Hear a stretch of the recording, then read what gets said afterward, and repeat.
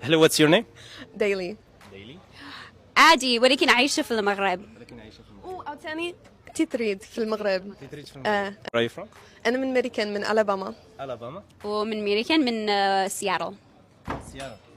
السؤال دابا اللي غادي يبرز بزاف ديال الناس، كي درتي تعلمتي الدارجة؟ تعلمنا في الخدمة.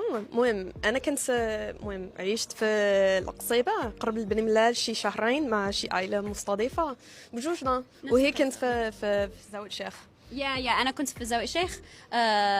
كنخدموا هنايا وكان خصنا نديروا واحد التكوين باش نتعلموا اللغة، نتعلموا الثقافة، نخدموا شوية، ودابا كنعيشوا في البلايص ديالنا بوحدنا.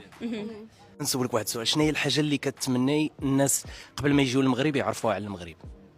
انا كنتمنى اللي كيتعلموا شويه على الثقافه قبل ما كيجيو. اول مره اللي جيت للمغرب ما عرفتش والو، عرفت لي هي الدوله مسلمه وصافي.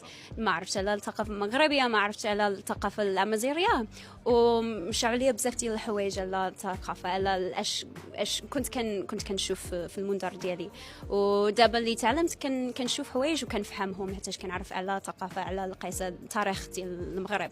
التاريخ ديال المغرب. كتعرفي دابا التاريخ ديال المغرب مزيان، كتعرفوا التاريخ ديال المغرب؟ المهم شوية المهم كنعرفهم.